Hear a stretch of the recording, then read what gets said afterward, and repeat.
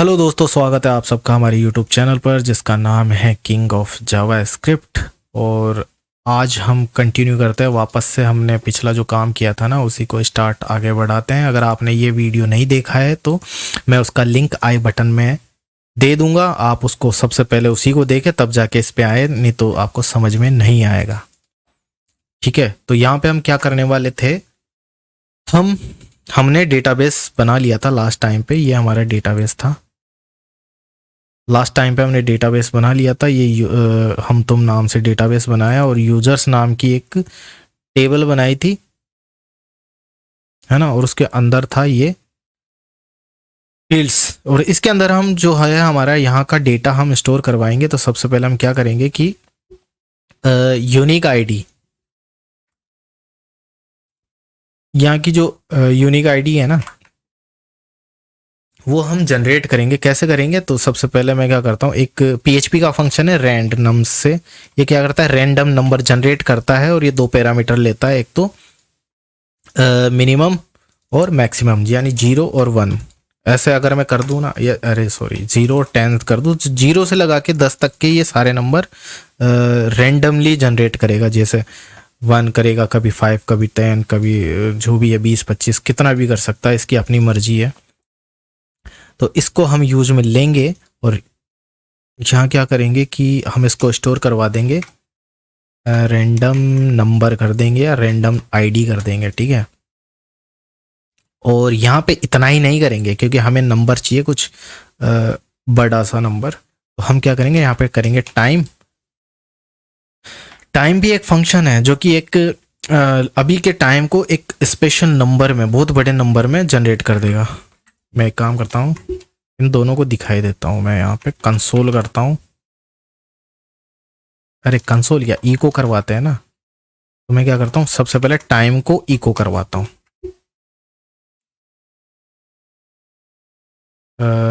यहाँ पे रजिस्टर पे क्लिक करेंगे तो ये देखो, ये इतना बड़ा नंबर आ गया। और जब जब क्लिक करूंगा ना तो टाइम के अकॉर्डिंग जो है हर सेकंड नंबर चेंज होता रहेगा, हर सेकंड में चेंज होगा ये, है ना। एक एक नंबर बढ़ रहा है और ये नंबर दोबारा कभी रिपीट नहीं होगा क्योंकि टाइम जो अभी जा रहा है वो लाइफ में कभी दोबारा नहीं आने वाला, है ना। आपको लग रहा है संडे मंडे ट्यूसडे की तरह ये टाइम आ जाएगा दोबारा, लेकिन ये टाइम जो है वो निकल चुका है, ये दोबारा कभी नहीं आने वाला।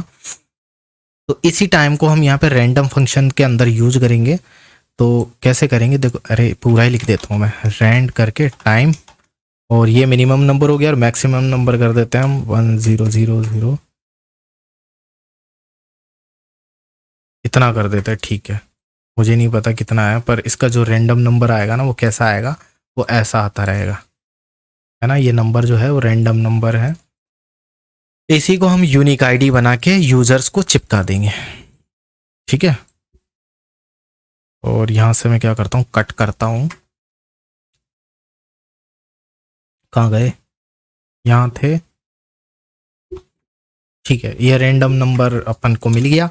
और अभी हम क्या करते हैं कि जो पासवर्ड था ना उसको इनक्रिप्ट करना पड़ेगा। ENC पास कर देता हूँ मैं, ये पूरा लिख देता हूँ, इनक्रिप्टेड पासवर्ड है ना, शॉर्ट में लिख दिया ENC। और इसको पासवर्ड कैसे करेंगे, हम करेंगे MD5, एक टेक्निक है, PHP का फंक्शन है, उसके द्वारा इनक्रिप्ट करवाएंगे। PHP के पासवर्ड को MD5 से हम इनक्रिप्ट करवाएंगे। बहुत सारी टेक्निक्स है वैसे तो, लेकिन सब ज़्यादातर लोग ना MD5 को ही यूज़ में लेते हैं। वैसे तो हैश भी है, काफ़ी सारी चीज़ें हैं जो कि इसको इनक्रिप्ट करती है। मैं इसको भी यहाँ पे दिखा देता हूँ कैसा दिखाई देगा। MD5 मैं यहाँ पे करता हूँ ना, 5 को क्या क्या वो करता है, कौन सा नंबर दिखाता है, 5 का देखो इतना बड़ा कोड दिखाएगा, ये इतना बड़ा, और ये हमेशा यही रहेगा, ऐसा नहीं है कि चेंज कर देगा, क्योंकि पासवर्ड वही तो रहता है। अभी जैसे मान लो चांद नाम है कोई, ये कोई भी सुनील, तो इसको हम वो करवाएंगे ना, हाँ, तो उसका ये है इनक्रिप्टेड पासवर्ड, ये किसी को समझ ही नहीं आएगा। तो इसलिए हम है ना ये टेक्निक यूज में लेंगे MD5। ओके, इसको डिक्रिप्ट नहीं किया जा सकता, बस इसका अंदाज़ा लगा लगा के इसको डिक्रिप्ट करते हैं लोग ऐसा, लेकिन हम इसको यूज़ में लेंगे, है ना। ठीक है, हमने इसको यूज़ में ले लिया, रैंडम नंबर आईडी ले ली। अब डेटाबेस में कब पहुंचाएंगे? डेटाबेस में पहुंचाने के लिए आपको एसक्यूएल की क्यूरी आना ज़रूरी है, वही इसके अंदर लगाएंगे हम। तो एसक्यूएल की क्यूरी क्या है? और हाँ, सबसे पहले हमने डेटाबेस बनाया ना, ये डेटाबेस बनाया, तो डेटाबेस के लिए कनेक्शन बनाना पड़ेगा। कनेक्शन बनाते हैं, कनेक्शन पीएचपी के अंदर हम फाइल बनाते हैं कॉन्फ़िग नाम से .php कॉन्फ़िग। और यहाँ क्या करना पड़ेगा आपको? करना पड़ेगा हाँ, वही पीएचपी का सबसे पहले कोड, इसके बिना पीएचपी का कोड थोड़ी लिख सकते हैं। और यहाँ करते हैं हम होस्ट नेम, एक वेरिएबल बनाते हैं, और यहाँ पे हम होस्ट का नाम लिखेंगे। एक ये जो फाइल है ना, ये सर्वर पे फाइल कौन से होस्ट पे रखी हुई है, होस्ट नेम, और फिर है यूज़र नेम, है ना। 4 चीज़ें की ज़रूरत पड़ेगी हमें, host name, user name, password, और क्या, डाटाबेस नेम, तो डीबी नेम। ये जो मैं लिख रहा हूँ ना, ये हमने वेरिएबल बनाए हैं, ये वेरिएबल बनाए हैं, उसके अंदर हम जो वैल्यू करेंगे ना या डालेंगे, उसके अकॉर्डिंग डेटाबेस कनेक्शन होगा। तो और उसके लिए एक कोड है MySQLi कनेक्ट, ये इतना सा कोड है, इसके अंदर 4 जो है आर्गुमेंट्स होते हैं, तो यही आर्गुमेंट्स हम डालेंगे, host name, user name, password और डीबी। तो यहाँ करता हूँ मैं होस्ट नेम, दूसरा है यूज़र नेम, तीसरा है पासवर्ड, और चौथा है डीबी नेम। कॉमा तो लगाया नहीं है, तभी तो एरर आएगी। वैसे आप चाहो तो इसको लिखने की ज़रूरत है नहीं, आप सीधा यहीं पे नाम लिख सकते हैं यहाँ पे। अब ये होस्ट नेम क्या होता है? जब आप इस पूरी फाइल को कहीं पे सर्वर पे अपलोड करोगे ना, आप होस्टिंग लोगे, तो उसका एक होस्ट नेम आपको, वही होस्टिंग जो कंपनी है ना, वो आपको होस्ट नेम देगी, वो वहाँ पे डालना पड़ेगा। यूज़र नेम, डेटाबेस को एक्सेस करने के लिए आपको यूज़र नेम और पासवर्ड क्रिएट करना पड़ेगा, वो यहाँ पे डालना पड़ेगा। और डेटाबेस नेम जो आपको यहाँ पे है ना, यहाँ पे मतलब इस पेज पर पहुँचने के लिए पासवर्ड भी होगा, यूज़र नेम भी होगा, और ये सर्वर पे मिलेगी आपको ये सारी चीज़ें, और उसका होस्ट नेम भी होगा। तो वो यहाँ पे डालना पड़ेगा। डेटाबेस नेम हमारा यहाँ पे क्या था? ये था हम तुम, वो यहाँ पे लिख देते हैं हम तुम। और ये जो हमने इसको इंस्टॉल किया है ना, तो इसका यूज़र नेम पासवर्ड क्या है और होस्ट नेम क्या है? तो इसका जो होस्ट नेम है ना, ये हमने लोकल पे जो ज़ैम्प इंस्टॉल किया था, इसका होस्ट नेम क्या है? लोकल होस्ट है। और इसका यूज़र नेम क्या है? इसका यूज़र नेम है रूट। और इसने पासवर्ड डाला नहीं है, हालांकि हम पासवर्ड लगा सकते हैं, है ना, ये अपने हाथ में है, लेकिन हमने इंस्टॉल किया है तो ये बाय डिफ़ॉल्ट जो है इस पर पासवर्ड नहीं होता है, तो इसको ब्लैंक छोड़ दो। और डेटाबेस जो है, जिस डेटाबेस से कनेक्ट करना चाहते हो उसका डेटाबेस, उसी का डेटाबेस यहाँ पे होना चाहिए, जिस डेटाबेस से हम कनेक्ट करना चाहते हैं। और जब ये सारी वैल्यू इसके अंदर डालेंगे तो ये है ना, ये कनेक्ट करवाएगा। और उस ये कनेक्शन सही हुआ या नहीं हुआ, एरर आई या क्या हुआ, तो उसको चेक करवाने के लिए हम इसको इसके अंदर स्टोर करवा लेंगे।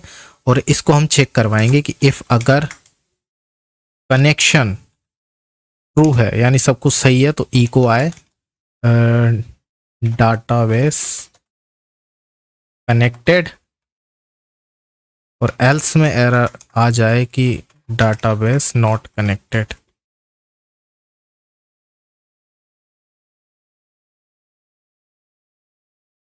ठीक है, कोई दिक्कत, कोई समस्या? अब इस फाइल को एक्सेस करते हैं। कैसे करेंगे? कहाँ पे डाली थी हमने इसको? रुको एक सेकेंड, ये हमारा रजिस्ट्रेशन के अंदर, इसके अंदर है, कौन से फोल्डर में अंदर है? ये पीएचपी फोल्डर के अंदर है। पीएचपी फोल्डर के अंदर कौन सी थी? ये कॉन्फ़िग वाली फाइल थी ना। ओके करते हैं, तो डेटाबेस जो है कनेक्टेड दिखा रहा है ना। अभी मैं क्या करता हूँ, यहाँ पे कुछ एरर करता हूँ, गड़बड़। यहाँ पे मैं लिखता हूँ 9 और ये फिर रिफ्रेश करता हूँ और ये जो लोडिंग का है घूम रहा है और ये एरर आ गई। MySQL कनेक्ट जो है गेट इन्फो वगैरह no such host is no, मतलब होस्ट इस नाम का कोई होस्ट नहीं है, ऐसा करके कुछ एरर वगैरह आ रही है। No such host is no, ऐसा कोई होस्ट नहीं है जिसको जानते हैं। अब इसको हटा के वापस करता हूँ और मैं डेटाबेस में एरर देखो, डेटाबेस कनेक्टेड। अब डेटाबेस का नाम चेंज कर देता हूँ, मैं इसका 5 कर देता हूँ या फिर एस कर देता हूँ, सिर्फ इतना सा। तो ये आ रहा है MySQL कनेक्ट और अननोन डेटाबेस हम तुम, ऐसा अननोन डेटाबेस है। लाइन कॉन्फ़िग नंबर इस वाली फाइल के अंदर लाइन नंबर 7 और डेटाबेस नॉट कनेक्टेड ये भी आ गया। तो हम इसको सही से वापस कर लेते हैं और रिफ्रेश मारते हैं। तो हमें ये मैसेज की ज़रूरत नहीं है कि डेटाबेस कनेक्टेड है, ये दिखाने की ज़रूरत नहीं है। तो हम क्या करेंगे यहाँ पे करेंगे कि अगर डेटाबेस नॉट कनेक्टेड है तो ही हमें सक्सेस वाला मैसेज नहीं चाहिए, हमें चाहिए कि अगर डेटाबेस कनेक्टेड नहीं है तो हमें दिखाए क्या एरर, डाटाबेस कनेक्शन एरर। और एरर क्या होगी इसके लिए हम क्या करते हैं MySQL कनेक्ट एरर, इसको यूज में लेंगे और यहाँ पे कर देंगे डॉट, कॉन्केट करता है ना स्ट्रिंग और जो इसके फंक्शन को, ये ऐसे होता है फंक्शन, ठीक है। ये क्या करेगा कि कौन सी एरर है वो भी दिखाएगा, ये है ना। अगर मैं 9 कर दूं, वापस से एरर लाऊं, आई कर देता हूं और वापस से एरर लाऊं, तो डेटाबेस कनेक्शन एरर, और एरर का नाम भी दिखाएगा कि अननोन डेटाबेस हम तुम। वैसे तो इसमें भी दिखा रहा है पर ये इतना बड़ा कुछ है कि लोगों को समझ में नहीं आता, इसलिए सिंपली एरर का नाम बता देगा कि आपका डेटाबेस को जानते नहीं है भैया, ठीक है। तो ये हमारा कनेक्शन बिल्कुल रेडी है। इस कनेक्शन को हम यहाँ पे इंक्लूड करवाएंगे, हम मतलब इसमें वो करवाएंगे, क्या बोलते हैं, जैसे हम यहाँ पे ऐड करवाते हैं ना किसी भी CSS को इनको, वैसे ही हम कॉन्फ़िग को इसके अंदर करवाएंगे। लेकिन इनकी डायरेक्टरी देखते हैं कि दोनों हाँ एक ही फाइल में है, एक ही फोल्डर में है, तो हम सीधा सीधा कर सकते हैं, यहाँ पे करना पड़ेगा इंक्लूड भी कर सकते हैं, इंक्लूड वंस भी कर सकते हैं। दोनों में क्या डिफरेंस है ये आपको समझ में नहीं आएगा, क्योंकि आपने अगर PHP पढ़ी होगी तो आता होगा, तो सिंपल सी बात है, और नहीं तो कोई दिक्कत वाली बात नहीं है। आप इंक्लूड वंस कीजिए, हम इसको इसके कोड को यहाँ पे ऐड कर रहे हैं, तो config.php लिखना पड़ेगा, बस इतना सा है। अब ये सारी जो चीज़ें हैं उसको यहाँ पे यूज में ले सकते हैं, मतलब यहाँ पे डेटाबेस का कनेक्शन हो गया है, इस फाइल का भी कनेक्शन हमने कर दिया है। हाँ सब कुछ जुगाड़ सही है। अब यहाँ पे क्या करना पड़ेगा, डेटाबेस ये जो हमारे पास ये सारा डेटा है ना, इस फॉर्म से जो डेटा आएगा, इस फॉर्म से, एक सेकेंड, इस फॉर्म से जो भी डेटा आएगा वो आएगा इसके अंदर, और इसको पहुंचाना है हमें इस वाले डेटाबेस में, ये वाले डेटाबेस में, ठीक है, यहाँ पे पहुंचाना है। तो हमें इसके लिए SQL क्वेरी लिखनी पड़ेगी। तो हम क्वेरी लिखते हैं, इंसर्ट वाली क्वेरी आएगी, है ना। हम करते हैं MySQL क्वेरी करूँ या क्या करूँ, देखो चलो ऐसे कर लेते हैं, SQL लिखता हूँ मैं, एक वेरिएबल बनाता हूँ, है ना। ये कोई वो कुछ है नहीं स्पेशल, ये वेरिएबल हमने अभी बनाया है, इसका डेटा टाइप लिखने की ज़रूरत है नहीं। और यहाँ पे क्या करेंगे, हम करेंगे इंसर्ट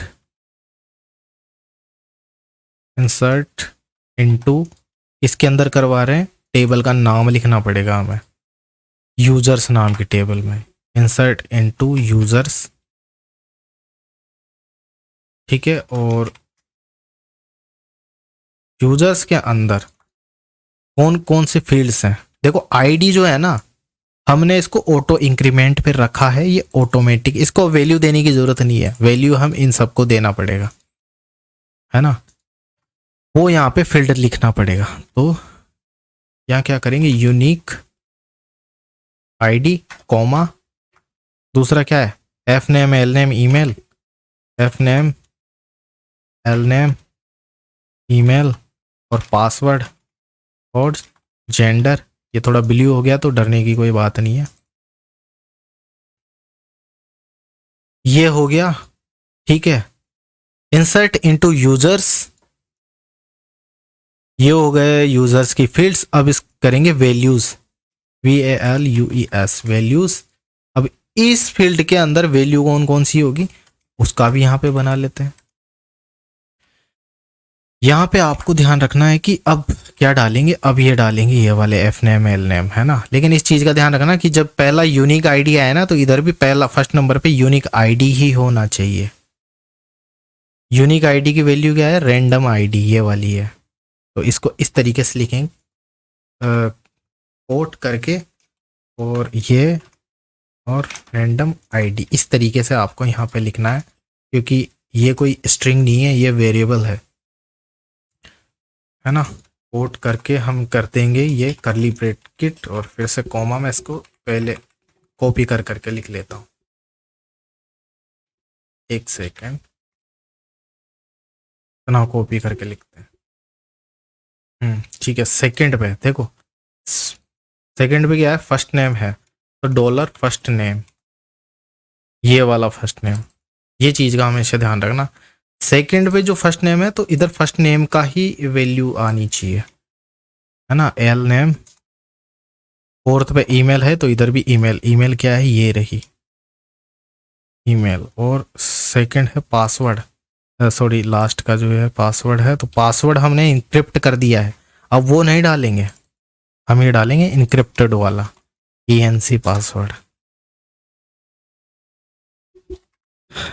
और लास्ट में है जेंडर, जेंडर डालेंगे। और ये है इंसर्ट करवाने की क्यूरी, क्यूरी बनी है, इसको रन नहीं किया है अभी। रन करवाने के लिए माई SQLi क्यूरी, यहाँ पे हम करेंगे कनेक्शन। कौन सा वाला, ये 2 पैरामीटर लेता है, एक तो डेटाबेस का जो ये बनाया था ना ये वाला वेरिएबल, ये पास करेंगे, और दूसरे में ये SQL की क्यूरी, बस ये करेंगे। और इसको भी जो है वो एक मैं इंसर्ट क्यूरी नाम दे देता हूँ, इंसर्ट क्यूरी। आप जो चाहे नाम दे सकते हैं, ये तो वेरिएबल है, अंडरस्कोर ही लगाना पड़ेगा, आप ऐसा नहीं लगा दे, नहीं तो एरर दे देगा। अंडरस्कोर लगाना पड़ेगा या फिर कुछ भी मत लगाओ, सीधे लिख दो। लेकिन ये वर्ड समझ में आया इसलिए लिख रहा हूँ मैं। ये जो क्यूरी चली है इसको इंसर्ट करवा दिया है हमने इसके द्वारा, MySQLi क्यूरी के जरिए ये कर देगा, ये होना ज़रूरी है। चाहो तो इसको भी इसमें ऐड कर सकते हैं यहीं पे, लेकिन मैं इसको अलग अलग लिख रहा हूँ ताकि आपको समझ में आ सके, है ना। इन 2 लाइनों को अलग अलग लिख रहा हूँ, हालांकि मैं एक लाइन में भी लिख सकता था। ये फाइनली हो जाएगा, ये जब चलेगी ना तो ये डेटा इसमें डेटाबेस में पहुंच जाएगा। अब पहुंचा या नहीं पहुंचा ये भी चेक करवाएंगे इधर। इफ अगर ये जो इंसर्ट क्यूरी है वो सही से काम कर जाती है तो इको आए सक्सेस, एल्स में आए कि समथिंग वेंट रॉन्ग, है ना, डेटा नहीं हुआ, फेल्ड हो गया कुछ भी।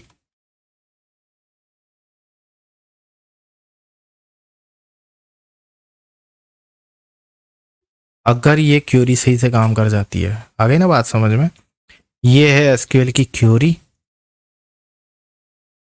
ओके, ये कोमा गलती से लग गया क्या भैया, नहीं, हाँ इतना सही है, ठीक है।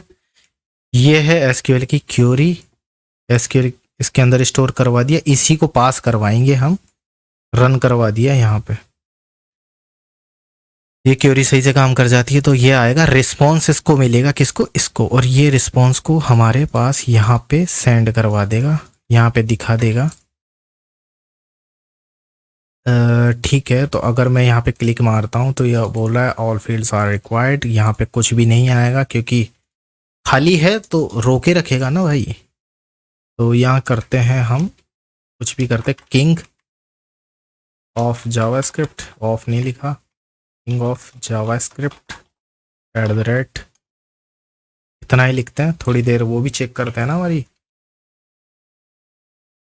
इनवैलिड ईमेल फॉर्मेट, है ना। जब तक एरर आती जाएगी तब तक ये यहाँ पे नहीं आएगा कोई भी डेटा। इनवैलिड ईमेल फॉर्मेट, तो इसको पूरा सही से इसको पूरा सही से लिखते हैं और एंटर मारते हैं। तो ये क्या बोला है, undefined variable encrypted password in line number 16 और सक्सेस भी दिखा रहा है। वाह यार, यहाँ पे चेक करते हैं, डेटा यहाँ पे आ गया लेकिन ये कुछ एरर आई है लाइन नंबर 16 के अंदर। क्या आई है भैया, 16 नंबर, इसके अंदर 16 नंबर ENC पासवर्ड। हा ENC पासवर्ड को ENC पासवर्ड में चेंज कर दिया यार, ये बताया नहीं है आप लोगों ने। इस पासवर्ड को चेंज करना है यार। ये जो पासवर्ड था ना, ये जो पासवर्ड था, इसको चेंज करके इधर डालना है और इस चेंज हुए पासवर्ड को यहाँ पे स्टोर करवाना है। और यहाँ पे कौन सा स्टोर हो गया, वैसे स्टोर तो हुआ है लेकिन ये कुछ अलग ही हुआ है, हमारा जो होना चाहिए था ना वो नहीं हुआ होगा। और अब वहाँ पे सेव करते हैं, इसको दोबारा रजिस्टर करते हैं तो ये सक्सेस अब आ रहा है, अब एरर नहीं आई। और इधर देखो, देखो सेम ईमेल 2 बार एंटर हो गई। हमने ये चीज़ देखो, एक कोड जो है वो यहाँ पे नहीं लिखा है, यानी एक बार जो ईमेल आईडी स्टोर हो जाए ना, मतलब एक जो यूज़र है वो दोबारा वो क्या बोलते हैं, रजिस्टर नहीं होना चाहिए सेम ईमेल आईडी के द्वारा, है ना। उसकी आईडी दूसरी होनी चाहिए। और देखो यूनिक आईडी हमेशा अलग ही रहेगी, आईडी ऑटोमेटिक जनरेट होती रहेगी, ये 1 2 3 4 आती रहेगी। फर्स्ट नेम लास्ट में नेम यहाँ पे जो भी डालेंगे ना, यहाँ पे कर देते हैं अजय, सक्सेस आ गया ना। वैसे ये देखा, अजय कुमार। पासवर्ड जो है आप यहाँ पे हमने वो चीज़ें नहीं लगाई कि लेंथ इतनी होनी चाहिए या इसका फर्स्ट ने स्पेशल करेक्टर होना चाहिए, एक छोटा लोअर करेक्टर्स होना चाहिए और एक कैपिटल लेटर्स होना चाहिए। ये ऑलरेडी मैं बना चुका हूँ, आप देख लेना मेरे वीडियोस में और आप खुद सेट कर सकते हैं। मैंने इसमें नहीं लगाया क्योंकि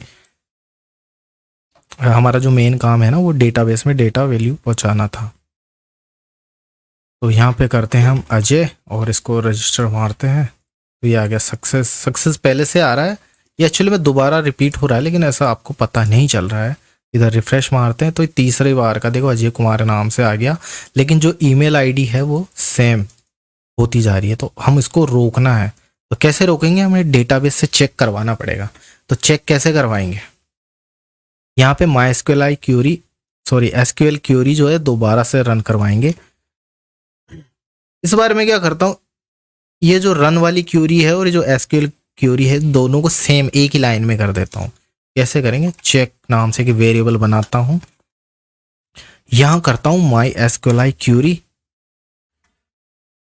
ओके। या फिर इसको मैं बाद में ऐड करवाता हूँ, अभी करवा लेते हैं, ठीक है। और ये वाला कनेक्शन जो हमारा जो डेटाबेस का कनेक्शन था ना, ये वाला, इसका ये वाला वेरिएबल मैं इसमें यूज में कर रहा हूँ क्योंकि हमने ये फाइल कॉन्फ़िग ऐड की हुई है तो इसको काम में ले सकता हूँ। और यहाँ पे जो है हमारा SQL की क्यूरी चलेगी। ये लास्ट का कोमा लगा सबसे पहले तो एरर जाए। यहाँ पे अब वहां से डेटा गेट करने के लिए हम क्या करेंगे, select SELECT, select all from users means users की टेबल इसके अंदर चेक करवा रहे हैं। और वेयर, ये सारे कीवर्ड हैं जो कि SQL में काम में आते हैं। Select all from users where, जहां पे इस वाली ईमेल आईडी को चेक करो जहां पे ईमेल जो है, ईमेल फील्ड के अंदर हम चेक करेंगे और जहां पे ईमेल कौन सी होनी चाहिए, ये वाली ईमेल होनी चाहिए। जो हमारी जो ईमेल आएगी ना, उस वाली ईमेल को चेक करो ईमेल फील्ड के अंदर जो कि है यूजर्स टेबल के अंदर डेटाबेस में, उसको चेक करो और ये MySQL क्यूरी रन करवा दो और ये यहाँ पे आ जाएगी। और अगर अब इसका रिजल्ट भी तो चेक करेंगे ना, तो इफ अगर MySQL नंबर रोज चेक के अंदर इसके नंबर ऑफ रोज हैं, 0 से ज़्यादा हैं, यानी इसके 1 से ज़्यादा इसके रिकॉर्ड्स मिल रहे हैं। ये जो ईमेल है ना, ईमेल डेटाबेस में है और इसके 0 से यानी 1 से ज़्यादा रिकॉर्ड्स मिल रहे हैं, इसका मतलब जो है ईमेल पहले से वहाँ है ना। क्या echo this email is already registered या एग्जिस्ट, है ना। This email is already exist, और यहाँ पे ईमेल भी लिख देते हैं। और एल्स में जब करेंगे तो एल्स में मीन्स ये है कि रजिस्टर नहीं है तो रजिस्टर कर दो। तो ये जो बाकी का जो कोड लिखा था ना हमने, ये वाला सक्सेस वाला, वो कर देते हैं हम इसके अंदर, यानी सब कुछ सही हो तो इसके अंदर चल जाए। तो अब ये कोड हमने किया। अब मैं यहाँ पे क्लिक मारता हूँ दोबारा, ये भरा हुआ है फिर से। अब मैं रजिस्टर पे क्लिक करता हूँ तो ये क्या बोल रहा है, this email is already exist. अब रोक दिया इसने, रिफ्रेश करने की ज़रूरत नहीं पड़ी क्योंकि हमने जो चेंजेस किए हैं ना वो PHP की फाइल में किए। तो हमारा जो रजिस्टर्ड का जो काम है ना वो कंप्लीट हो गया है। लेकिन अब यहाँ पे जो ये एरर वगैरह जो आ रही है ना वो सही तरीके से नहीं दिख रहा है। इसको सही से करवाते हैं कैसे। इसकी मैंने CSS की थी, CSS फाइल ओपन करते हैं भैया। हमारी CSS ये रही, CSS, और रिस्पॉन्स मैसेज जो हमने यहाँ पे जो इसका ये है ना, ये क्या बोलते हैं, रिस्पॉन्स मैसेज, इस वाली फाइल के अंदर ये रहा रिस्पॉन्स मैसेज। ये जो डिव बना रखा है ना, इसके अंदर हम शो करवाएंगे एरर भी और सक्सेस, यानी जब सही से सक्सेस हो जाए ना तो सक्सेस मैसेज भी हमें इसमें शो करवाना है। तो एरर आए तो इसको रेड जैसा बना देंगे और जब ये सक्सेस हो तो ये ग्रीन सिग्नल शो करे। तो यहाँ पे हमने देखो एरर मैसेज के साथ में हमें एरर मैसेज की एक क्लास भी ऐड की हुई है जिसके अंदर बैकग्राउंड कलर जो हल्का रेड हो जाए और उसका कलर रेड में आए। और जब सक्सेस, इसी के साथ सक्सेस मैसेज की क्लास भी ऐड की हुई है जो कि ग्रीन कलर में जो भी टेक्स्ट दिखाएगा वो ग्रीन कलर में आएगा और उसका बैकग्राउंड भी हल्का ग्रीन कर दिया हमने। अब इसको कैसे वहाँ पे सेट करेंगे, तो यहाँ पे हम क्या करेंगे कि जो भी रिस्पॉन्स आ रहा है ना वो किस में आ रहा है, डेटा में आ रहा है ना, डेटा के अंदर आ रहा है। तो यहाँ करेंगे इफ अगर डाटा इक्वल टू डेटा जो है वो सक्सेस है, आने वाला जो रिस्पॉन्स है ना, यानी लास्ट में आ रहा है सक्सेस, यानी सबसे क्यूरी सक्सेस हो जाएगी ना तो ये सक्सेस आएगा, ये क्यूरी सही से चल जाएगी। यानी क्यूरी यहाँ पे चलने का मतलब है कि डेटा हमारा इंसर्ट हो गया है, तब जाके ये शो करेगा। तो इसका मतलब है ये पूरा जो सारा तामझाम है ना वो सक्सेस सही तरीके से हुआ है तो जाके ये शो करेगा। और ये जब रिस्पॉन्स आए इसका मतलब सब कुछ सही है। तो यहाँ क्या करेंगे, हम करेंगे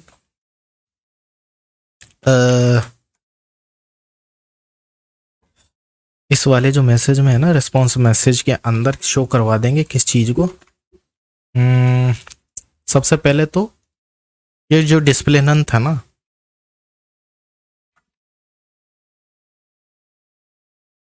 ये डिस्प्ले नन ही होना चाहिए, यहाँ पे वो दिखेगा ही नहीं, है ना। वो उसको डिस्प्ले तब करवाएंगे जब यहाँ पे कुछ ना कुछ मैसेज वगैरह कुछ आएगा। तो सबसे पहले तो इसको जब भी कोई रिस्पॉन्स आए तो इसको डिस्प्ले ब्लॉक कर दो,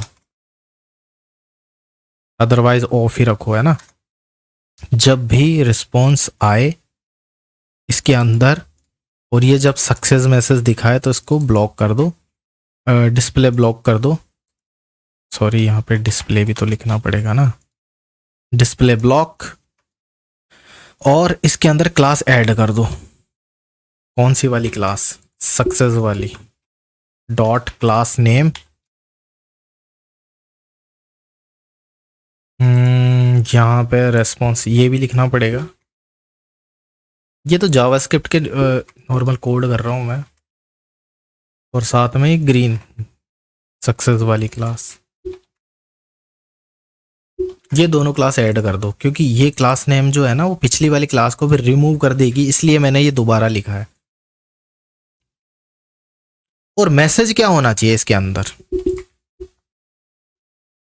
इस वाले जो टेक्स्ट फील्ड के अंदर मैसेज क्या होगा कि सक्सेसफुल रजिस्टर्ड है ना, इनर एचटीएमएल करते हैं, यू आर सक्सेसफुली रजिस्टर्ड।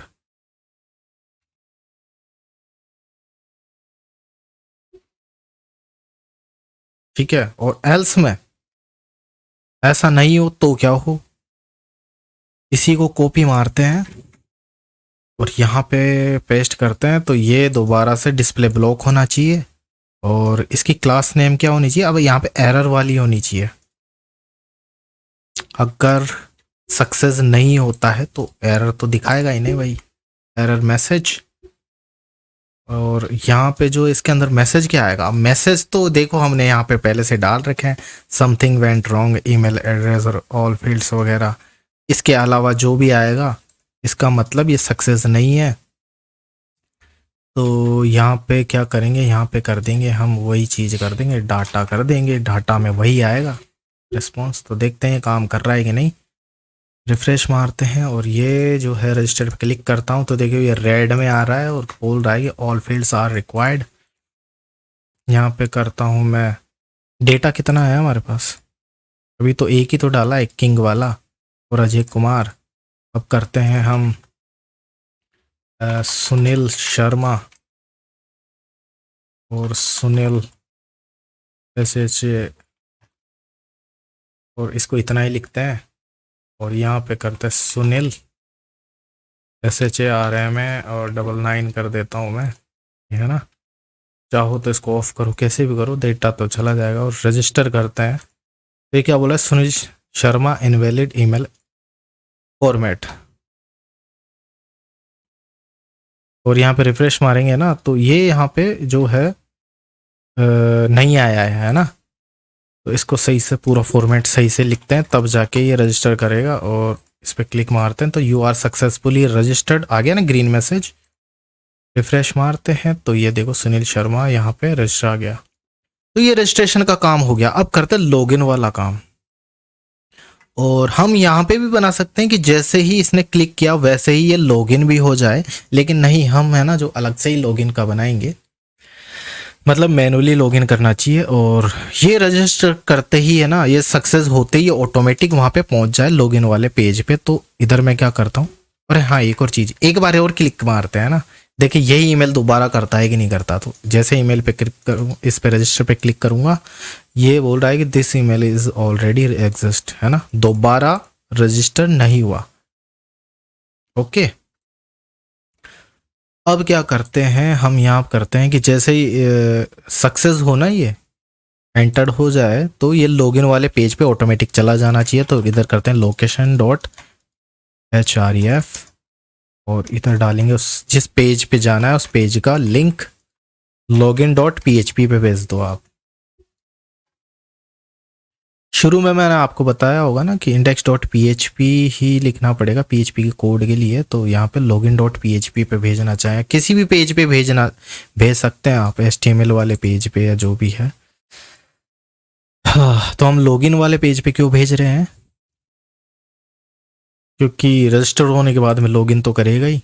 इस पर क्लिक मारते हैं और अब एक और जो है वो नया बंदा जो है रजिस्टर करवाते हैं। किस नाम से करवाएं, अंशु कुमार, और ईमेल आईडी जो है कुछ भी डाल दो आप, इसी नाम से डाल देता हूँ, अंशु कुमार @ जो भी है कुछ भी लिख दो गड़बड़, फीमेल मेल जो भी है फीमेल कर देता हूँ, मेल कर देता हूँ, ठीक है।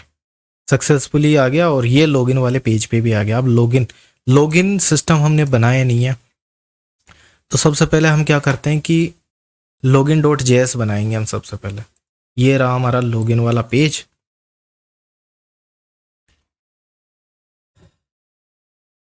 ये रहा हमारा ये फॉर्म है, कोई ज़्यादा बड़ी वो बात नहीं है। फॉर्म एक्शन है, फॉर्म आईडी, मेथड हमारा पोस्ट दे रखा है, ईमेल, दो ही टेक्स्ट फील्ड है, ईमेल और पासवर्ड। तो हम क्या करते हैं, देखो रजिस्ट्रेशन फॉर्म हमने बनाया ना, तो ये जो है फॉर्म से आने वाली वैल्यूज़ और ये फॉर्म को रोकना वगैरह जो भी है ना, हम इसी को कॉपी करते हैं और यहाँ पे पेस्ट कर देते हैं। कहाँ पे लॉगिन डॉट जेएस की फाइल बनाएंगे भाई, यहाँ पे बनाएंगे लॉगिन डॉट जेएस, यहाँ पे पेस्ट करते हैं और ये लॉगिन डॉट पीएचपी है ना, इसके अंदर ऐड भी करवाएंगे उस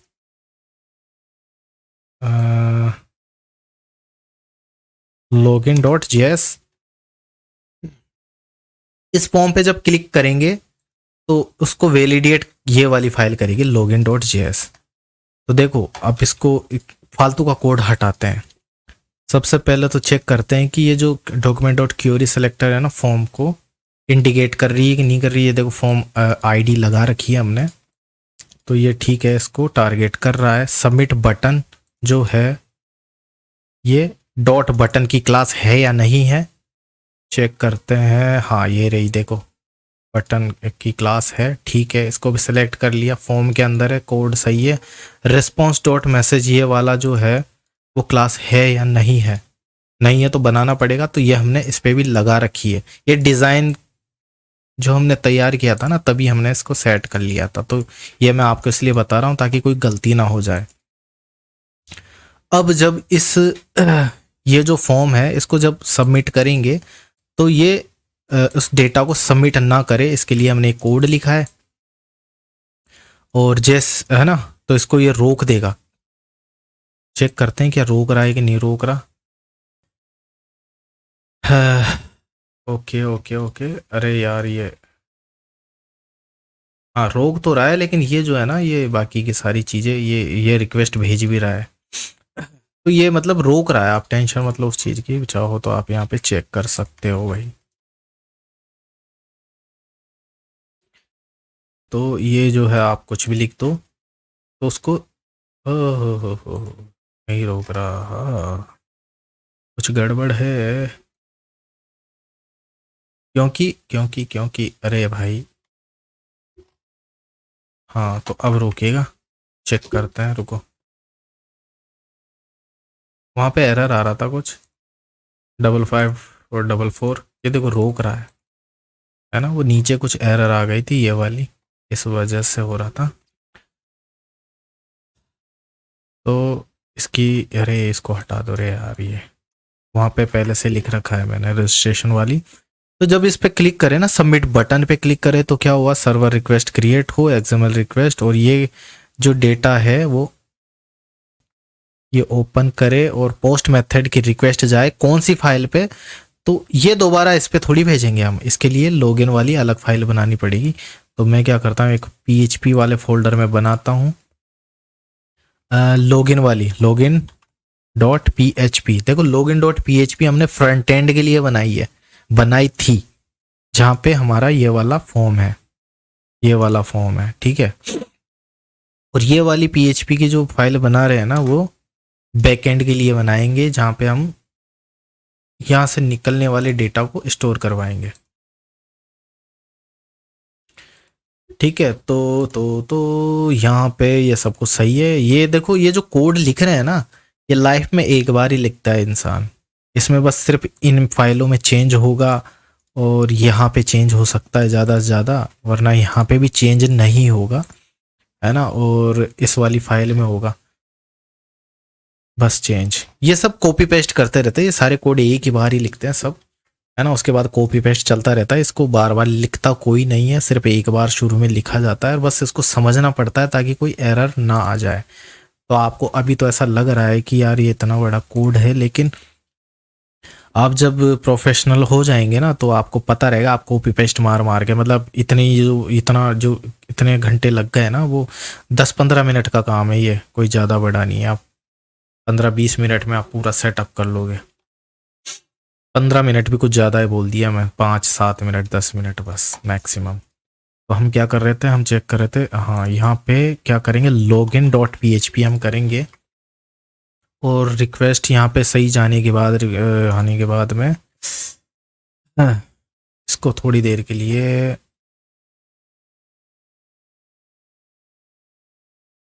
यहाँ पे वो कर लेते हैं हम थोड़ी देर के लिए।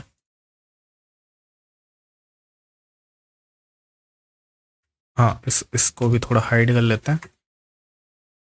सक्सेसफुली लॉगिन की भी ज़रूरत नहीं है क्योंकि लॉगिन होने के बाद में सीधा आ ही जाएगा ना। यार कोई बात नहीं है,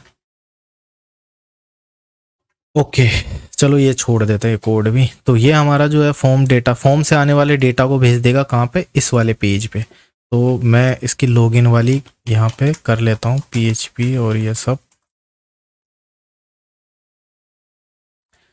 हाँ ठीक है, तो इसको मैं करता हूँ इको और यहाँ करता हूँ this message is from login dot P. ये टेस्टिंग करवाने के लिए कि सही से इससे रिक्वेस्ट सही से जा भी रही है कि नहीं जा रही है। तो मैं यहाँ पे लॉगिन करता हूँ तो this message is from login dot P यानी कनेक्ट सही से हो गई है ये हमारी फाइल। अब यहाँ पे क्या करेंगे, रजिस्ट्रेशन डॉट पी पे जो हमने कोड लिखा था ना और साथ में कॉन्फिग डॉट पी सब कुछ कनेक्ट करवाएंगे। तो हमें पता है क्या क्या कोड चाहिए, हमें चाहिए हम क्या करते हैं, चलो पूरा ही कॉपी कर लेते हैं, पूरा कोड कॉपी करते हैं और यहाँ पे डाल देते हैं। सब कुछ नहीं चाहिए हमें क्योंकि इंसर्ट वाला हमें थोड़ी चाहिए। तो हम क्या क्या साफ कर देंगे, सबसे पहले तो देखो फर्स्ट नेम लास्ट नेम हमें नहीं चाहिए, है ना। ईमेल और पासवर्ड ही चाहिए, जेंडर वगैरह की जरूरत है नहीं क्योंकि सिर्फ दो ही तो फील्ड है यहाँ पे, तो दो ही चाहिए।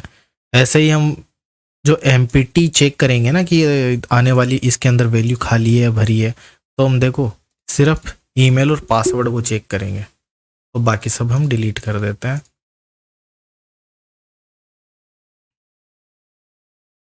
ओ हो, ये यहाँ से डिलीट हो गया क्या,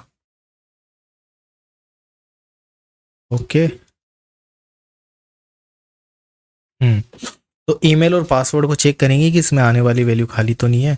और जो ईमेल की वैलिडेशन है ना, वो हमें चेक करने की ज़रूरत नहीं है क्योंकि हम सीधा ही डेटाबेस से चेक करवा लेंगे कि ये वाली जो ईमेल एड्रेस है वो उसके अंदर है या नहीं है। तो इसको हम यहाँ पे हटा के, ये ऊपर से हटेगा तो नीचे से क्या हटेगा, ये हटेगा, email format is not valid वाला, इसको हटा देंगे। ये वाला मैसेज इसका है, ठीक है। और अब यहाँ पे क्या करेंगे, ये वाला कोड रखेंगे कि MySQL क्यूरी और connection select all from users where email is this, है ना। और अगर इसका एक भी, इसका जो रिकॉर्ड है वो एक भी इसके अंदर मिलता है यानी वो एग्जिस्ट करती है, यानी वो ईमेल डेटाबेस में है ना, ईमेल डेटाबेस में है, इसका मतलब वो यूज़र रजिस्टर किया है उसने और वो एक वैलिड यूज़र है। तो इधर आएगा मतलब यहाँ पे ट्रू यूज़र, ऐसा मैं लिख लेता हूँ आपको बताने के लिए। और आगे का हम हटा लेंगे क्या, कि अगर वो उसका रिकॉर्ड यहाँ पे मिलता है, एक भी रिकॉर्ड मिलता है, इसका मतलब वो यूज़र है। और उसका रिकॉर्ड नहीं मिलता, इसका मतलब वो यूज़र नहीं है। तो एल्स वाली जो भी सारी चीज़ें हैं ना वो हटा डालो।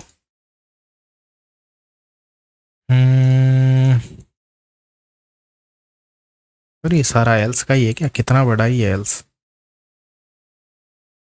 हाँ ये पूरा एल्स का है, इन सब की ज़रूरत है नहीं, हटा दो। अगर उसका एक भी रिकॉर्ड मिलता है तो वो यूज़र्स है, अदरवाइज वो यूज़र नहीं है। तो इधर करेंगे हम, यहाँ पे क्या करेंगे, email is not valid or not exist, this email is not exist, ठीक है, यानी ये उसमें है ही नहीं। और यहाँ पे ट्रू यूजर में क्या आएगा, अब जबकि उसका ईमेल जो है उसके अंदर है, तो उसके लिए हम क्या करेंगे कि उसके रिकॉर्ड्स को, उसके पासवर्ड को भी तो मैच करवाएंगे ना। अभी हमने सिर्फ ईमेल ही चेक किया, अभी उसका पासवर्ड भी तो चेक करेंगे, क्योंकि पासवर्ड भी तो चेक करना ज़रूरी है ना। तो हम यहाँ पे क्या करेंगे, यहाँ करेंगे हम माई एस क्यू एल आई और फैच करवाएंगे हम, फैच एसोक के द्वारा। एसोक मीन्स एसोसिएटिव एरे होता है ये। हम इस रिकॉर्ड को, इसके इसके अंदर है वो, चेक के अंदर है वो रिकॉर्ड, उसके अंदर हम उसको डालेंगे। तो हम इसके अंदर जो है वो क्या बोलते हैं, सारा जो डेटा है वो उस चेक के अंदर आ गया, और इसको हम क्या कराएंगे, एसोसिएटिव एरे में कन्वर्ट कर देंगे। और कन्वर्ट करने के बाद में इसका जो डेटा आएगा वो इसके अंदर डाल देंगे। डेटा लिख दो, चाहे से यहाँ पर रो लिख दो, जो भी है, रो डाटा लिख दो, तो डाटा इसके अंदर आ जाएगा। ठीक है, और उस डाटा को हम कैसे शो करवाएंगे, मैं यहाँ पे इको करवाए लेता हूँ। कैसे, डाटा और डेटा, डेटा के अंदर हम एसोसिएटिव एरे और क्या बोलते हैं दूसरा, हाँ ये एरे होता है, और एक दूसरा एरे होता है ना, नॉर्मल एरे, एसोक और एरे। तो एसोसिएटिव में क्या है कि जो ये एसोसिएटिव होता है और वो न्यूमेरिक एरे होता है, जो दूसरा वाला एरे होता है ना सिंपल, तो उसके अंदर नंबर डाल के हम वैल्यू को शो करवाते हैं। और इसके अंदर एसोसिएटिव में हम क्या करेंगे कि ये जो इसका फील्ड का नेम होता है ना, उसी को डाल के हम एक्सेस करवा सकते हैं। तो जैसे कि हमें फर्स्ट नेम चाहिए तो हम ऐसे गेट करवा सकते हैं। इसके अंदर पूरी की पूरी रो आ जाएगी, जिस ईमेल की हमने ईमेल एड्रेस डाला था ना, ये डाला है, उस ईमेल का पूरा रो आ जाएगा इसके अंदर, और उस ईमेल, उस रो के अंदर से फर्स्ट नेम हमें निकाल के दे देगा। तो यहाँ पे अगर मैं ये करूँ तो ऑल फील्ड्स आर रिक्वायर्ड, तो ईमेल आईडी भी डालनी पड़ेगी। देखो मैं डालता हूँ, देखो किसकी डालूँ, ये सुनील शर्मा की डालते हैं। सुनील शर्मा की डालेंगे तो नाम आना चाहिए, सुनील नाम आना चाहिए हमें। पासवर्ड भी डालना पड़ेगा यार एक्चुअल में। हाँ ये देखो सुनील नाम आ गया, पासवर्ड का अभी तक कुछ बना ही नहीं है।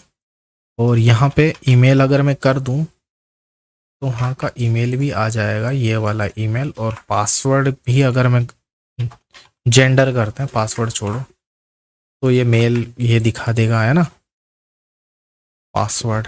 ये डेटाबेस से आ रहा है सारी चीज़ें। लेकिन अब क्या करते हैं, पासवर्ड को चेक भी करवाना है। तो देखो ये जो आने वाला पासवर्ड है ना, वो क्या है, वो नॉर्मल पासवर्ड है, और हमने वहाँ पे डाला है वो इनक्रिप्टेड पासवर्ड था। इसको अगर मैं करूँ तो 99, यहाँ पे 99 डाला है, ये 9999, ठीक है। तो ये जो डाल रहे हैं वो नॉर्मल पासवर्ड है, और डेटाबेस में जो पासवर्ड है वो है इनक्रिप्टेड पासवर्ड। तो हमारे जो आने वाले डेटा को भी हमें इनक्रिप्ट करना पड़ेगा। तो इसको करते हैं, पासवर्ड को मैं क्या कर लेता हूँ यार, यूज़र पासवर्ड कर लेता हूँ, यूज़र पास कर देते हैं, यूज़र का पासवर्ड। और ये यूज़र ईमेल, या ईमेल ही रहने दो, या इसको पासवर्ड ही रहने दो, ठीक है। इसको कर देता हूँ यूज़र पासवर्ड, यहाँ पे कर लेता हूँ यूज़र पासवर्ड। यूज़र का पासवर्ड क्या था, इसको मैं करता हूँ MD5, और इसको इनक्रिप्ट करता हूँ। इस वाले पासवर्ड को इनक्रिप्ट करके यूज़र के पासवर्ड के अंदर स्टोर करवा लिया। अब क्या करना है, और साथ ही हमारा जो DBMS या फिर डाटाबेस पासवर्ड कर देता हूं मैं। डाटाबेस से जो पासवर्ड आ रहा है वो कौन सा है, डाटा, और ये पासवर्ड फील्ड से ला रहे हैं हम। ये यूज़र का पासवर्ड है, इसको इनक्रिप्ट कर दिया, और इसके अंदर ऑलरेडी इनक्रिप्टेड पासवर्ड था, डेटाबेस से आ रहा है ये। अब इन दोनों को चेक करवाएंगे। इफ अगर यूज़र का पासवर्ड जो अभी यूजर ने जो डाला है वो पासवर्ड बराबर है डेटाबेस के पासवर्ड से। तो भैया इसका मतलब बंदा सही आदमी है, यानी ईमेल और पासवर्ड जो है करेक्ट है। लेकिन एक चीज़ गड़बड़ है कि हमने यार जो पासवर्ड डाला है आई थिंक सुनील नाम से ही होगा, तो वो तो पता चलना पड़ेगा। तो इधर करेंगे सक्सेस। अदरवाइज अगर पासवर्ड मैच करता है तो सक्सेस, नहीं तो इको में क्या आएगा कि ईमेल और पासवर्ड इज इनकरेक्ट, ईमेल और पासवर्ड इज इनकरेक्ट। ठीक है ठीक है ठीक है ठीक है, हो गया ना, बात समझ में आ गई।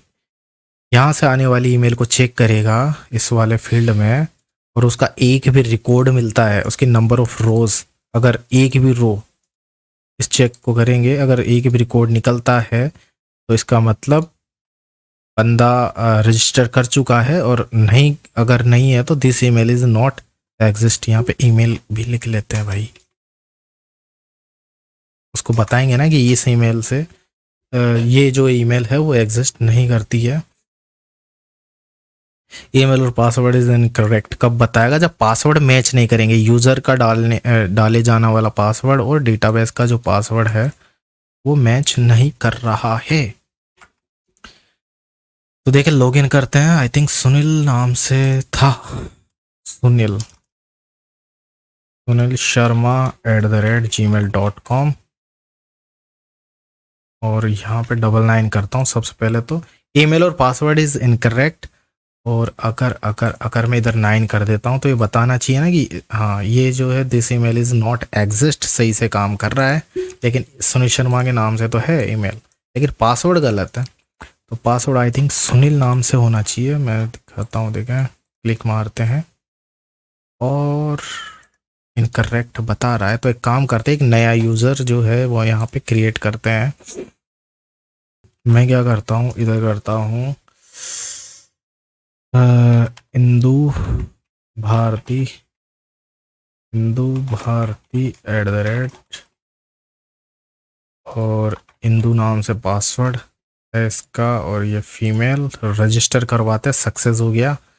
अब इधर से करते हैं इंदु भारती @gmail.com, और इधर करते हैं इंदु, ठीक है। इसको इधर भी रखो, कोई दिक्कत वाले क्लिक मारते हैं, और ये सक्सेसफुली जो है क्योंकि मैसेज हमने ये लिखा है इसलिए सक्सेसफुली रजिस्टर दिखा रहा है। कहाँ गया, लेकिन सक्सेस हो गया, कहने का मतलब। कहाँ गया login.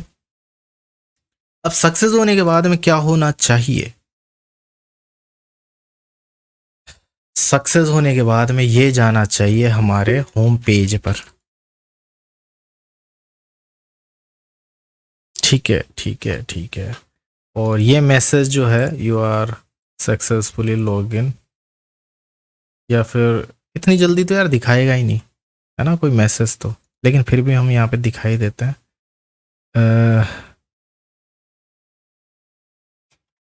You are successfully logged in. ये मैसेज है ना दिखेगा नहीं शायद, क्योंकि क्लिक करते ही सीधा इस पेज पे पहुंच जाएगा सक्सेस होते ही। वैसे इसको दिखाने की भी ज़रूरत नहीं है, और लेकिन एरर को तो दिखाने की ज़रूरत है भाई कि एरर क्या आ रही है ना।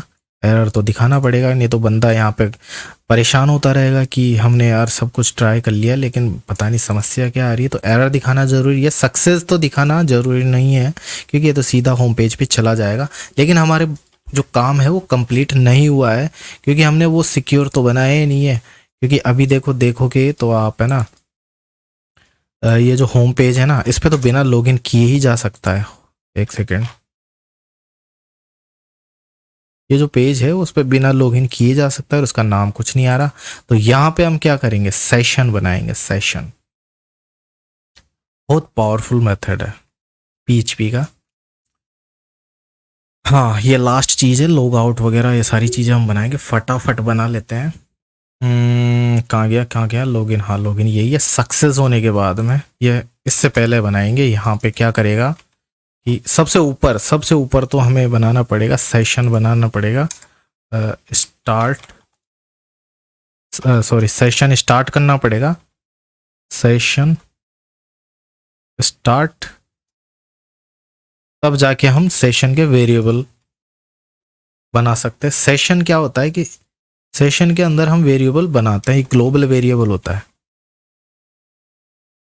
आप ऐसे करो और ये सिंटेक्स होकर के यहाँ पे जो भी नाम लिखोगे ना उसका सेशन बन जाएगा, मतलब वेरिएबल क्रिएट हो जाएगा ग्लोबल।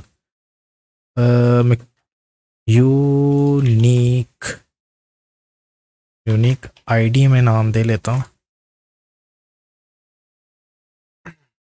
कुछ भी नाम दे सकते हैं आप अपनी मर्जी से। और इसके अंदर स्टोर करवाएंगे, किस चीज को स्टोर करवाएंगे, डाटा। डेटाबेस में जो यूनिक आईडी है ना, इसी की यूनिक आईडी निकलेगी, वो दूसरे की यूनिक आईडी नहीं निकलेगी। तो UNIQE यूनिक आईडी, ये वाली फील्ड का नाम दे रहा हूं मैं, ये वाली, ठीक है। उसको स्टोर करवा देंगे। साथ ही मैं क्या, एक और इसी को डबल कर देता हूँ और एक और सेशन बनाता हूँ मैं, नेम से बना लेता हूँ, चलो ठीक है। चाहो तो ईमेल वगैरह किसी भी चीज़ से बना सकते हो, मैं सभी बना लेता हूँ ना, ठीक है। ये बनाना जरूरी नहीं है, लेकिन आपको ये जरूर बनाना पड़ेगा, एक, इनमें से कोई भी एक बनाना पड़ेगा। बाकी बनाओ नहीं बनाओ, लेकिन एक जरूर बनाना पड़ेगा। और डेटाबेस से जो एफ नेम आ रहा है, और उसको इस तरीके से लिखते हैं ताकि फर्स्ट नेम और लास्ट नेम दोनों साथ में दिखाई दे।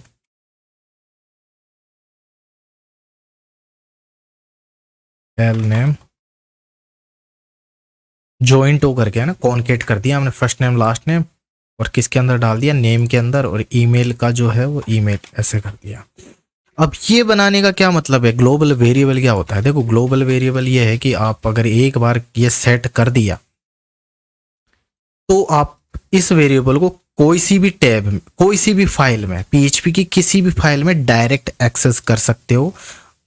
बस ऊपर ये लिखाना पड़ेगा, सेशन स्टार्ट लगाना पड़ेगा किसी भी पेज में।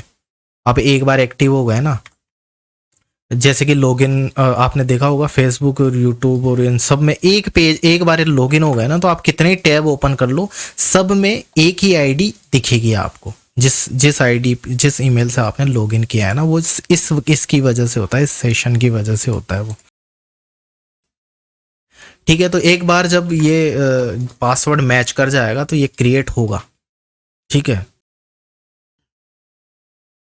और ये जब क्रिएट होगा तो अब आपको ये वहाँ पे करना पड़ेगा, कहाँ पे, आपको सिक्योरिटी के तौर पे, कहाँ गया हमारा होम पेज, निकालते हैं। जो होम है ना, होम का है, ये रहा होम, और इसके ऊपर ही ऊपर हम यहाँ पे PHP का कोड लिखेंगे।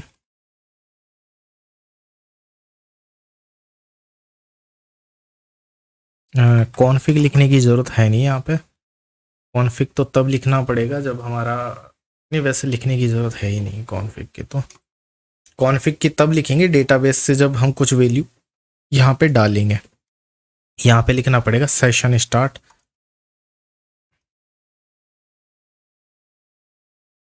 ठीक है। और यहाँ पे क्या करेंगे, हम उसको चेक करवाएंगे, इफ इज सेट, इस सेट PHP का एक फंक्शन है जो कि चेक करेगा कि इसके अंदर वैल्यू जो है कोई सेट है या नहीं है, मतलब है कि नहीं है, ब्लैंक तो नहीं है ना। तो इसके अंदर वैल्यू सेट है या नहीं है, इसके अंदर यूनिक आईडी के अंदर अगर सेट है, अगर सेट है तो कहाँ भेज दो हमें, हेडर लोकेशन, ये PHP का फंक्शन है। अगर सेट है, लेकिन हम तो होम वाले पेज पे हैं, तो अगर सेट नहीं है, इसको ऐसे करेंगे नोट करके, अगर सेट नहीं है तो भेज दो login.php पे भेज दो,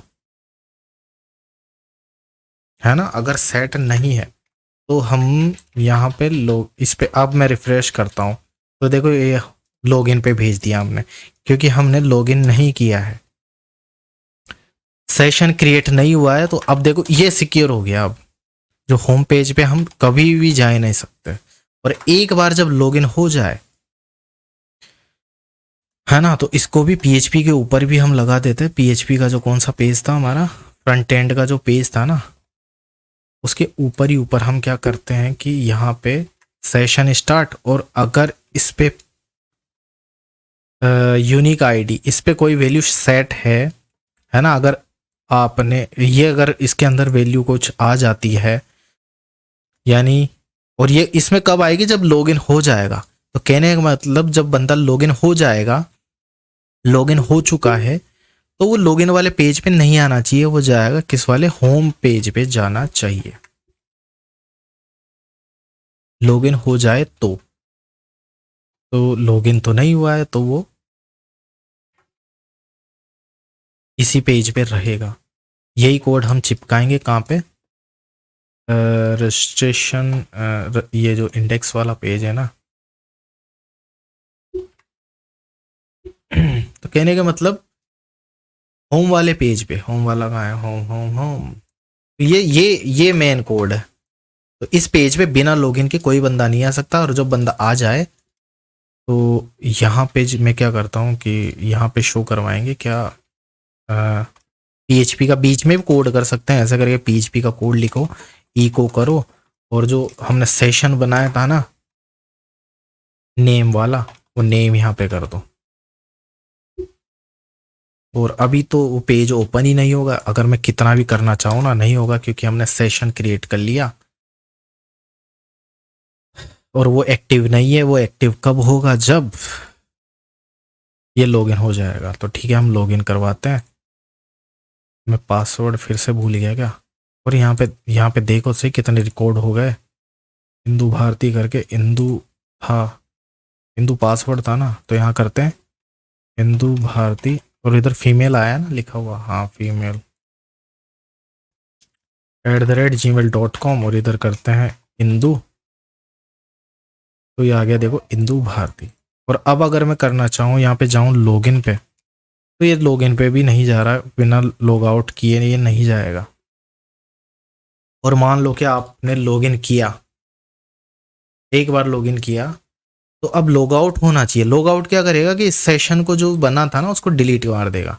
और एक और चीज़ मैं करता हूँ, देखो इनकैग्नेटो विंडो करता हूँ, प्राइवेट विंडो ओपन करके मैं यही पेज ओपन करना चाहूँ, तो देखो नहीं होगा, क्योंकि इसका सेशन अलग है, और इस प्राइवेट विंडो का अलग है सेशन। आप अगर इसमें फेसबुक ओपन करो और इसमें करो, तो दोनों में अलग अलग ओपन होगी, क्योंकि ये है ना, ये प्राइवेट विंडो इसलिए होती है। तो अभी मैं क्या करता हूँ, लॉग आउट का भी बनाना पड़ेगा। तो लॉग आउट का एक पेज बना लेते हैं, कुछ ज़्यादा बड़ा कोड नहीं है, फटाफट से बना लेते हैं। यहाँ करते हैं लॉग आउट डॉट php, और होम के अंदर इधर मैं एक लिंक बना लेता हूँ। HTML का कोड है, एंकर टैग बनाते हैं ना, ये कहाँ है यार, PHP के ऐसा बनाना पड़ेगा, लॉग आउट डॉट php, और इधर क्या करना पड़ेगा हमें, लिख दो बस यार, मतलब दिखना चाहिए इधर लॉग आउट का बटन, बस इतना सा। और पेज किस पे जाएगा, वो जाएगा इस वाले पेज पे। तो अगर मैं ऐसे दबा दूं, तो ये इस वाले पेज पे जा सकता है। तो यहाँ PHP का कोड करेंगे, PHP, और लॉग आउट के लिए सबसे पहले देखो सेशन को स्टार्ट भी करना पड़ेगा, सेशन स्टार्ट, ताकि वैसे तो ज़रूरत नहीं है, पर हाँ करना पड़ेगा भाई। सेशन स्टार्ट है, सेशन अनसेट करना पड़ेगा, अनसेट, ये क्या बोलते हैं, फ्री ऑल सेशन वेरिएबल कर देगा, फ्री कर देगा। और सेशन डिस्ट्रॉय, ये होता है, ये क्या है, ग्लोबली सबको ही डिस्ट्रॉय कर देगा, जितने भी वेरिएबल्स बने हैं ना, सबको डिस्ट्रॉय कर देगा। साथ में हम हेडर यूज में लेते हैं, जो कि लोकेशन, मतलब रीडायरेक्ट कहाँ करना चाहते हो, कौन से पेज पे करना चाहते हो। तो मैं, ये जो फाइल है ना लॉग आउट वाली, वो कौन से है, PHP फोल्डर के अंदर है। और जो बाकी की जो फाइलें हैं, मैं आपको दिखाना चाहूँ ना, एक सेकेंड, कौन सी वाली फाइल थी यार? हाँ इसके अंदर है ना, हम रजिस्ट्रेशन वाले फोल्डर के अंदर हैं। तो PHP के अंदर है लॉग आउट, और हम जाना चाहते हैं मेन वाली इस होम वाली फाइल पेज पे या कहीं पे भी, तो लॉगिन पे। तो ये एक डायरेक्टरी बाहर आके login.php करना पड़ेगा।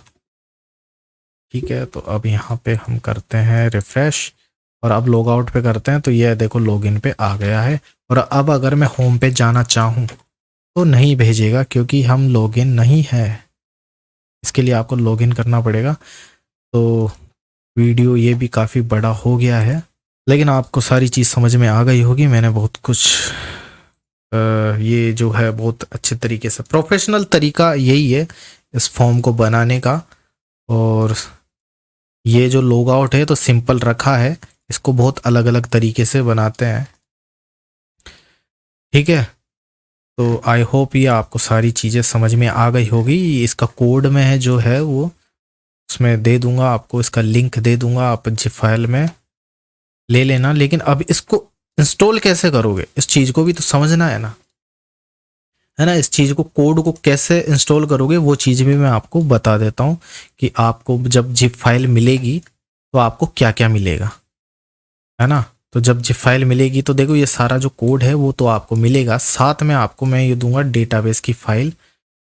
एक सेकेंड, मैं इसको डिलीट मार देता हूँ, ये दो फील्ड है ना, इसको डिलीट मार दो, या फिर आप है ना पूरे को डिलीट मार दोगे तो भी कोई दिक्कत वाली बात नहीं है।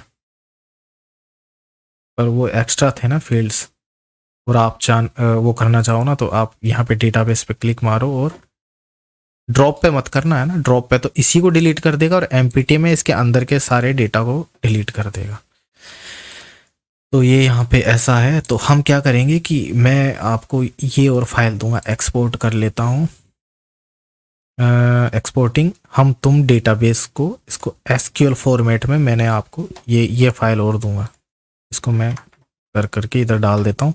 ये आपको जब मिलेगा तो आपको क्या करना है, ये मैंने एक्सपोर्ट किया है, आपको क्या करना है इस वाला, जब ये ओपन होगा ना ये ऐसा PHP माई एडमिन, तो आपको क्या करना है कि यहाँ पे न्यू पे जाना है। आप ये नाम देना चाहो ना, ये हम तुम वो देना चाहो तो वो दे सकते हो, आप अपना नाम दे सकते हो। सपोज करो अजय नाम से होगा आपका, तो आप अजय नाम से क्रिएट करो, है ना, और इंपोर्ट कर दो इस वाली फाइल को, यहाँ से चूज कर देना।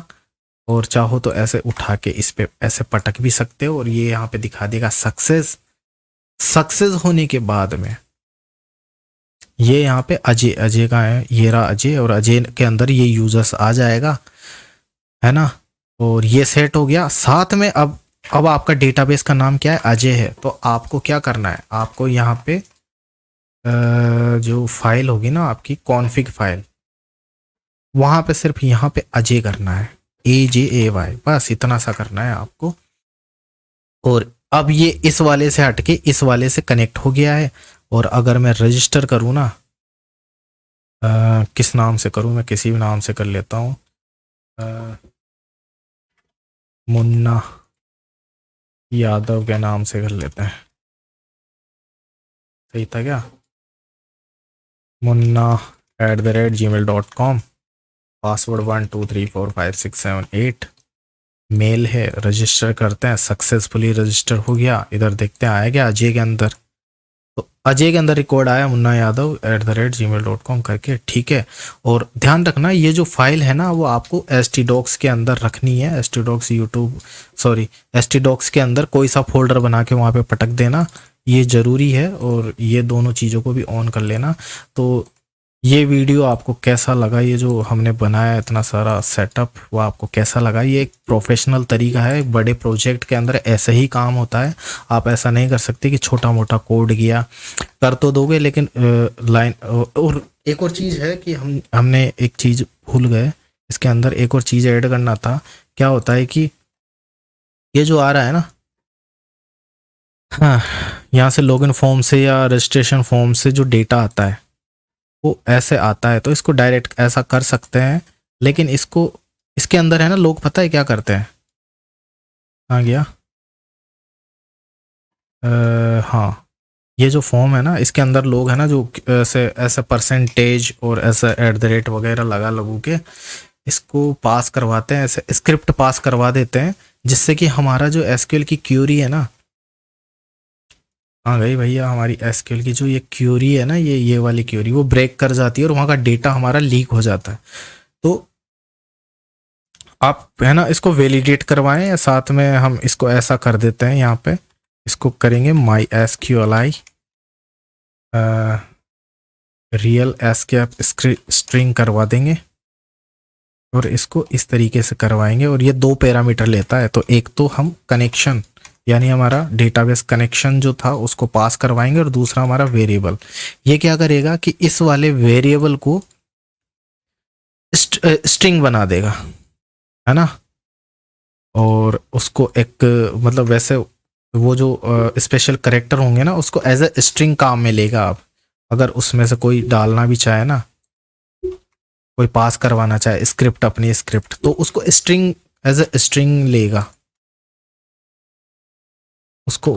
फिर उसका जो कोड है ना वो इतना वर्क नहीं करेगा, हमारे जो सिक्योरिटी है वो ब्रेक नहीं होगी, इसलिए वैलिडेशन करते हैं इससे, है ना, ठीक है। और लॉगिन में भी आप ऐसा ही कर सकते हैं। मैं इसको क्या बोलते हैं, ईमेल और पासवर्ड को यहाँ से कॉपी करता हूँ और इधर चिपका देता हूँ। ये वाला कोड जो है मैं आपको दे दूंगा, ये पूरा जो था ना रजिस्ट्रेशन है login.php, ये रही ये php वाली, हाँ ठीक है। ये जो कोड है ये पूरा जो है पूरी फाइलें मैं आपको दे दूंगा। और इधर जो है ऐसा कोई वो नहीं है कि अब ये काम नहीं करेगा, मैं वापस चेक करवा देता हूँ।